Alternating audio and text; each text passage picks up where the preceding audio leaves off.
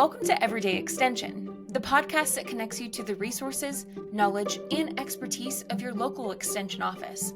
I'm Justine Johns, your main host and livestock production agent with the Central Kansas Extension District, here to guide you through a variety of topics that impact our industry and communities. Here at CKD, we take pride in being a part of the larger K-State Research and Extension system, a network dedicated to serving the entire state of Kansas with research-based information and community-focused programming. From livestock and crops to horticulture, 4-H youth programs, family resource management, and community wellness, this podcast pretty much covers it all. In each episode, we'll bring you practical advice, expert interviews, and usable tips to help you tackle challenges and make informed decisions, whether you're in the field, in the garden, or around the family table. Thanks for tuning in, and welcome to Everyday Extension. Let's dive in. All right. Well, welcome back to Everyday Extension. We hope you guys are staying cool and staying dry as we get into our summer months and things heat up a little bit around the state. As the weather warms up and water, both availability and quality, becomes a topic of importance among livestock producers, there is one topic that seems to come up every summer, and I've been getting quite a few calls on it recently. Lots of producers are calling in with tons of questions, and they're wanting some answers, and that topic is blue-green algae. So today we're joined by Joe Gerken, fisheries and aquatic specialist with K-State Extension, to talk about what blue-green algae is, why it develops, and what producers need to know to keep their livestock safe and healthy over these next summer months. So Joe, thank you so much for joining us today. We appreciate you taking the time out of your busy schedule to come and chat about a topic that you probably chat about a lot, but is one that I felt would go really well in a podcast just because I get a lot of calls on it and would be kind of a good way to just distribute to producers if they have questions, to put a whole lot of information and jam-packed resources in one spot. So thanks for joining us today. Yeah, well, thanks for having me. It is a great topic, lots of questions about it for sure.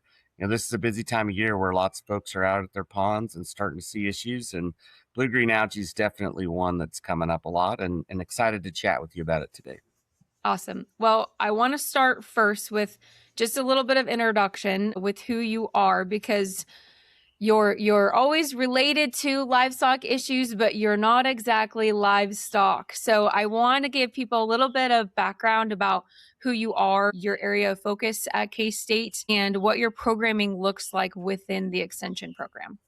Yeah, well, I'm just kind of a good old boy from Ohio that likes to play outside, and I found a way to make that a career. And so I'm an extension specialist at K-State at Manhattan's campus, and I'm also an assistant professor there. And so I split my hat between teaching and doing extension work as well, and some research to help my extension in that area as well. But, I've been in this role for about 5 or 6 years, and my role with extension primarily is anything aquatics related, specifically more kind of on the fisheries or ecological side of things.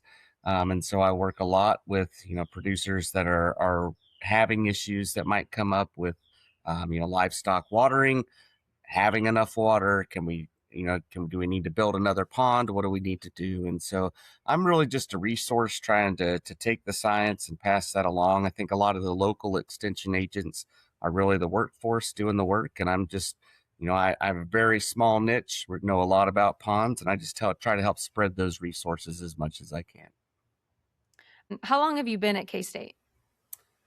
Yeah, I got my PhD at K-State, and so I fell in love with it in the 2010 through 2015, and then we left for a couple of years and came back. And I've been in this role since about 2020 or 2021 timeframe, and so 5, almost 6 years, I think, at this point. I think it was probably around that time I saw you speak at a pre-annual conference program for the livestock agents. And I was like, what the heck is a fishery and aquatics guy doing? And then you started talking about blue-green algae. And I was like, oh my God, this is like a whole other world that I didn't even know was so important to us as livestock producers. And I remember at the end of that presentation, you put your cell phone number up there and you were like, if there's ever any questions, like just shoot me a text or just call me. And then at one point I had to do that. And Joe is such a good resource. He's been out to Ottawa County and Saline County multiple times to just look at ponds and walk through blue-green algae issues with producers and help them take the next step. So I want to kind of start talking about this algae. So let's start simple for anyone who's listening or who's just learning or just hearing about blue-green algae. What exactly is it? Yeah, so blue-green algae actually isn't an algae at all, and that surprises a lot of people. But blue-green algae is a bacteria. It's called cyanobacteria, and so these bacteria form big colonies, and they're found in every single body of water in the entire world. And so blue-green algae themselves aren't necessarily scary, right? Because they're everywhere. Any water you pick up anywhere is going to have some blue-green algae in it. What becomes scary is when we have a bloom, and a bloom is just when these bacteria have the right conditions. They have enough food or resources that they can grow, and the temperatures are right, and they can, rapidly increase. And as agricultural producers, the reason that we're worried about it is when these cells die and they lyse, which just means break apart, they can release toxins, and those toxins can do a few different things. They can affect the central nervous system and cause things like seizures in livestock or in pets and humans. It can affect us as well. And it can also affect the liver and kidneys and start to shut down the body, depending on the type of toxins that are present. There's also some toxins that have, more minor effects. So things like coughing, they would give you a little bit of respiratory unease. Some people break out in a rash, but it's really something that we need to take seriously. And one of the big concerns is that if you get toxicity from blue-green algae, it ultimately can lead to death. And there's nothing we can do about it. Once you get that level of toxicity, we can rush them to a vet. We can try to get the toxins out of the system, but there's nothing that we can do treatment-wise to help. And so being aware of what it looks like, being aware of the conditions, and understanding how to protect livestock primarily in this situation from these toxins is important. So, in terms of looking at the livestock and how it's appearing, how sickness is appearing in them, it's relatively quick. You're talking Yeah. about seizures. So, this isn't like a long term kind of chronic sickness that is going to happen. It's going to be you go out in the pasture and you're seeing immediate effects. Yeah, and that is why it's so important that you're monitoring your water sources, because identifying it before you see the problem. Once you see effects with the animals, physiological responses, there's not much you can do. But you can identify it in your pond, and you can fence off or move those animals to another watering source. But yeah, once it sets on quickly, and it could be, you could show up. I've showed up with producers in Kansas and seeing a dozen calves lying around ponds that are all dead, and likely because of blue-green algae. Pets are another really big one that come to mind. People play fetch with their dogs a lot in ponds, and when dogs jump in the water, they have their mouths open and they ingest some of that water, and that can cause toxicity. So just being aware, monitoring your pond and kind of knowing some of the signs is important, so that we can protect those different animals, and especially the livestock. So, are there certain conditions in a stock pond that make blue-green algae blooms more likely to occur? Is there Yeah. something on the livestock producers management side of things that we can be doing to hopefully minimize a bloom, or is a bloom just going to happen anyway? Yeah, the biggest thing that these cyanobacteria need is that they need a lot of nutrients, and their food, their nutrient level is going to be primarily phosphates and nitrates. And so when we're thinking about our pond systems, doing things like allowing riparian buffers to grow up around a pond, fencing out livestock, and having an alternative water source can be, a really great thing to reduce the cyanobacteria risk. There's also a ton of research that shows having clean water and access to water outside of allowing the animals directly into that pond can lead to higher water intake and greater daily gains. And so there's a lot of reasons to do it. And a lot of times it doesn't take much. Some simple tape around a pond can exclude the animals as long as they have access to water, right? And so reducing that nutrient loading is important. And then the other thing that cyanobacteria like is is really warm, stagnant water. And so if we can do anything to get the water moving, that can help as well. So are we typically seeing any of these blue-green algae or blooms in stock tanks? Because I get that question a lot as well. Because I think a lot of people will look in stock tanks and see just kind of some general algae and get concerned. And so are we worried about stock tanks? Are we concerned with those kind of water sources, or is it mainly the stagnant warm water that we see in ponds? It's much more common to see filamentous algae growing in stock tanks. And so that's more the algae that we'd see. And if you picked it up, it's kind of stringy. It feels almost like cotton balls usually in your hands if it's that harmless filamentous algae. Blue-green algae can get pumped to stock tanks, especially if our plumbing isn't correct. So if we're taking water from higher in the water column out of a pond to our stock tanks, it can get transferred that way. So I don't want to say there's no risk of blue-green algae, but the risk of the cyanobacteria, I would say, is generally going to be higher if the livestock are drinking directly out of the pond as opposed to a stock tank. Okay, that's good to know. So talk to me a little bit about the process.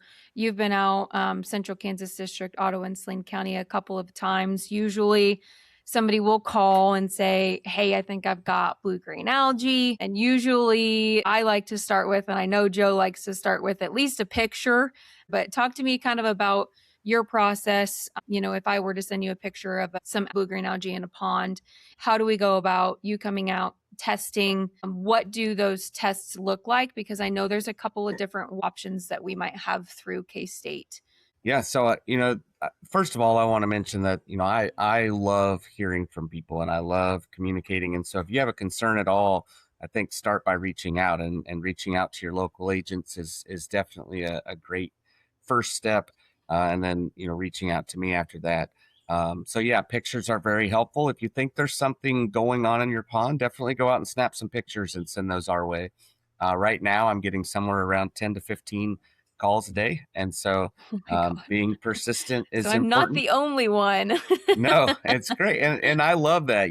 I do give out my cell phone number because I want to be a resource. I think that that's important. And I mention that mainly because that means that I drop the ball a lot and I don't like that. But sometimes you gotta be persistent and follow up on those pictures. But a lot of times, you can't identify these cyanobacteria unless you're out there every single day. There's a lot of stuff that can look very similar to cyanobacteria that are not cyanobacteria, but it is a high enough concern that if you think there's something going on, you need to take some pictures and get them our way. Cell phone number is easy. You can email them if you prefer. I'm sure if you can't get pictures, we can get someone out there to get pictures and look at it. So anyway, after we do that, we'll kind of identify what's going on. We might have a follow-up chat or discussion if it's something relatively simple. But if there are concerns, that's when we would immediately want to take steps. And so it's not something you want to mess around with because, the levels can get really, really high. Those toxicity levels can get very high very quickly. And so if we see signs of blue-green algae, the immediate thing would be getting the livestock to another safe water source. And then we would come out and do some testing relatively quickly. I can normally get out to a site within a day or two, or I can arrange for someone to collect some water and we can look at it. So that's kind of the immediate process. The testing side of things, there are a few different tests we can do. And that kind of depends on the level of how much information do we want.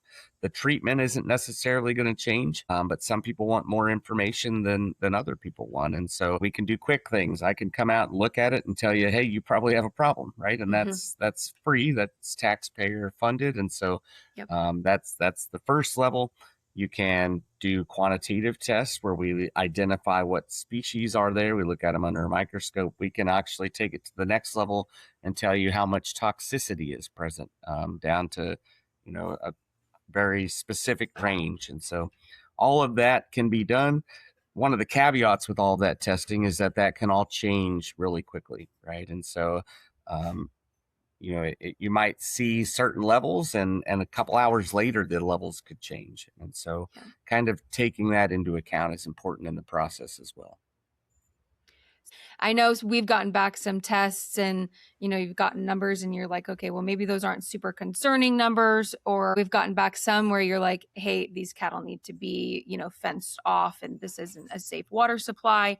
Do you know what levels are we looking at in terms of those quantitative tests? Yeah, the toxicity levels can vary, and the test can measure parts per billion and up to parts per million. And so, what's really important, I can give those levels, but I don't want to do that because it's Yeah. not like there's a safe level and an unsafe level, right? And it can change so quickly. What listeners need to really focus on is if you see cyanobacteria, if you see blue-green algae, the levels can spike really quickly, right? They can be quote unquote safe in the morning, and then they can be lethal in the afternoon. And so it's really important that if we're seeing signs that we're getting those animals out of that area. The flip side of that is, remember, these blue-green algae are always present. And so you might see, and some of them look different. And so I might come out and identify a small clump of blue-green algae. And that doesn't mean that all of your water is unsafe, right? So some guidance, I think that's kind of what you're asking for, is how do we know when it's safe and when it's not safe? And if you go out to your pond and you look at it and immediately you notice something is not right, you're seeing a lot of these bright green blobs or this oily film on top that you think there's a lot of cyanobacteria, that would be a very high risk level. A little bit down from that would be you're seeing signs at certain times of the day, but not all day.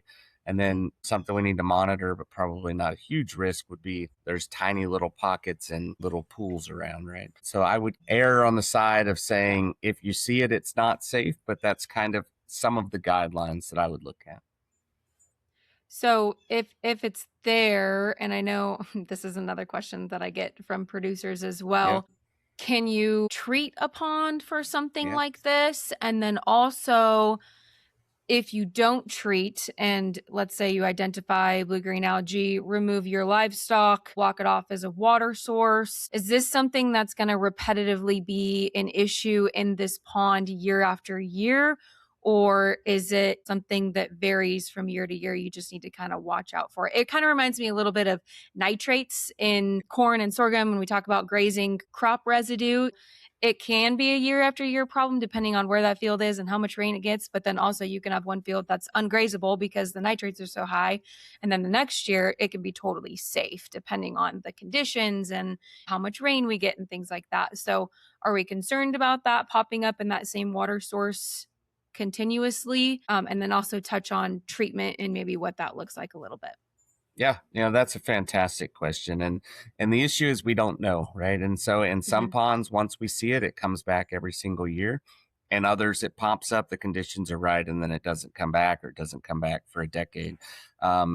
What I can say is that the research shows that once you have a bloom, that's pretty indicative of the conditions being right for more blooms, right? So a bloom is generally an indication that there's nutrient levels that we need. The water is probably warm enough or stagnant enough, and that's not likely to change year after year unless we do some treatment for it. And so treatment, I think you're talking specifically about treating the bloom itself, but the treatment really is changing the water conditions. And so doing things like making your pond deeper, so that the water can't get as warm, right? Adding aeration and moving that water around if you can. Those are the types of treatments, and they're more proactive than reactive. That's thinking ahead. Things like that will likely reduce the amount of blue-green algae that's coming around in that specific pond or watering source that you have, but the conditions are probably going to be there without some actions like that. As far as treating the cyanobacteria, the bloom itself, there's the different people have different ideas on what to do there. And the reason is that these cells, when they're alive, the toxins are held within the cell. And so there's no toxicity in the water that would be detected because they're inside of a cell wall. What happens is when we kill that cell, or when that cell dies, it starts to lyse and break apart. And when that happens, the toxins are released. And so if we go out and we treat all of these blue-green algae, which you can do, you would use a copper algicide, just like if you were treating filamentous algae. and it will kill it.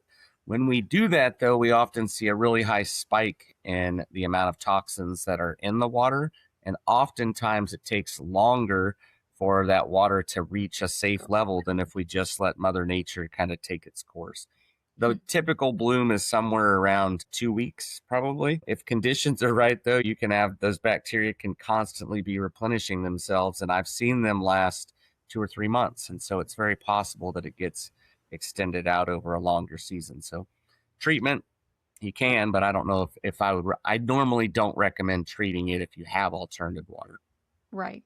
So that kind of sparked another question in my mind. If you're identifying a blue-green algae presence, you pull cattle off, block that water source off, and then let's say 2 months down the line, you want to maybe put cattle back in there. Should you be testing that water before you put back in to make sure that it's not still a consistent problem or not still a presence there? Yep.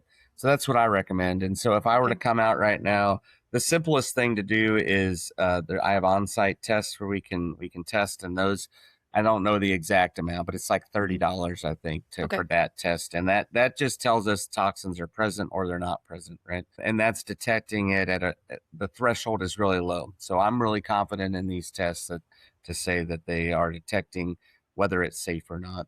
I would recommend at least doing one of those tests again before we put the livestock back out there. And that would be about $30. If you want to be super safe, we could do a vet med test and get actual values for you back. And I think that's around a couple $100. So I always recommend testing before you put the animals back out there. The alternative is to wait, double that amount of time. And so if you wait for 3 or 4 weeks after you've seen any signs of blue-green algae, you're typically going to be back in that safe level. Okay, perfect. And you touched on, I didn't know if there was any more, so I'm going to kind of ask the question again. You touched on some management practices that producers can implement before, more proactive than reactive. Is there anything else in there that, like, if producers are like, how can I prevent this in the future? What are some of those suggestions that you're giving them in addition to deeper ponds and you said more water movement or more water filtration? Right. I can't remember which word you used. Aeration is the word. Aeration, there it is. The other Asian word. Yep. Yeah. So, the big things that we need to worry about are nutrient levels and stagnant warm water, right? And so if we can keep the water moving with some benthic aeration, and that just means at the bottom of the pond, moving up to the top and keeping everything mixed around. Normally, there's some source of input of nutrients that's causing some concerns. And cyanobacteria have this really cool ability to kind of hold on to nutrients, and it's called luxury consumption. And so they can go out in February when the water's almost frozen. And if there's an input of phosphates, normally is the limiting nutrient, but it could be nitrates as well. They'll go grab onto that molecule and they'll hold on to it, much like we would do with, like storing fat cells, energy for later, right? And so they can hold on to this phosphorus or nitrogen until the conditions are right. And most animals can't do that very well.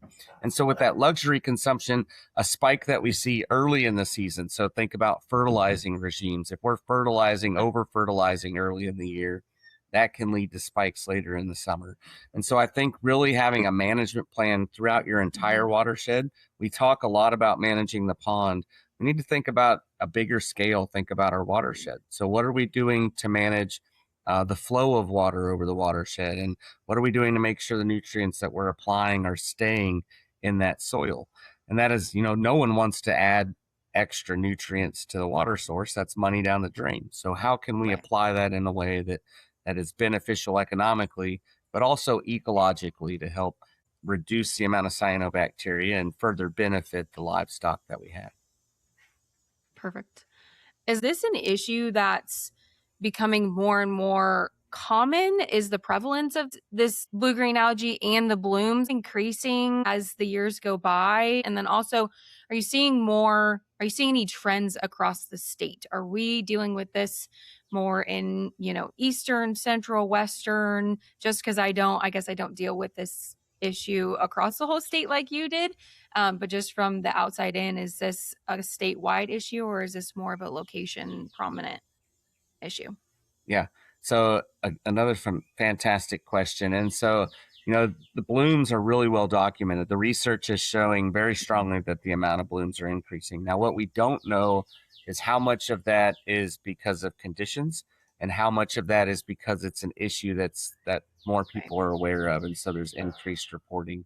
But most of the recent research is showing that it's a combination of those two. So we're more aware of it, so we're reporting it more, but also a lot of the landscape level changes, the way that we're applying mainly fertilizers, nitrates and phosphates, and how those are getting moved into watershed to water sources. That's changing the amount of blue-green algae that we're seeing. And so across the world, the rates have gone up, right?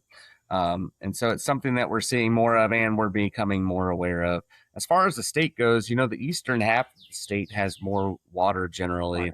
And so we tend to see a lot more of my calls are spent in the eastern half of the state. Now, that doesn't mean that we don't see these concerns in western Kansas, but there's just fewer ponds, there's fewer water available, there's less water, there's reduced water availability out there, right? I don't get called out as often to western Kansas, but it doesn't mean it's not a concern out there. It's definitely something that needs to be, listeners everywhere need to be aware of. Yeah, and I know that we talk a lot about livestock today just because that's kind of my role, but this is an issue, I mean, to just general human safety and health, and it's a lot broader than what we talk about today. I think actually the first time I heard about it was Milford had like a ban, and they had like a blue-green algae call, and I was like, what is that? Like, because I just moved here and 17. I'm like, what do you mean there's a dangerous algae in the lakes that we swim in? But yeah, it's definitely a broader issue than just livestock producers, but that's usually where I get all my calls. And I kind of want to end with just one broad question. I know you touched on this topic a little bit, but if you could give Kansas livestock producers just one piece of advice regarding pond management and blue-green algae, I mean, what is that piece of advice? Just kind of like your one go-to suggestion. Yeah. Well, practically, I think we need to think of management on a larger scale. And so it's not just what's going on at the pond. What we're doing across our entire farm, our entire watershed is impacting those water sources. But my number one piece of advice that I give is get out and enjoy your watering sources and get out and look at them and trust your gut. And so, a lot of times you don't know what's wrong, but something's not right. And so I think in those situations, trust yourself and reach out to Extension and get some guidance in those situations. So we're here to help. We love to help. And so, utilize the resource, but also trust yourself and get out and enjoy what you have. Absolutely. That was a good one. Well, that is it for today. All we have on the Everyday Extension podcast. Thank you so much, Joe, for taking a little bit of time out of your day and joining us and sharing some great information for our livestock producers that they should know regarding blue-green algae. Thank you to our listeners for tuning in and being part of the conversation. If you found this episode helpful, be sure to subscribe, leave a review, and even share it with a friend. If you have any questions or want to connect further, please contact our offices.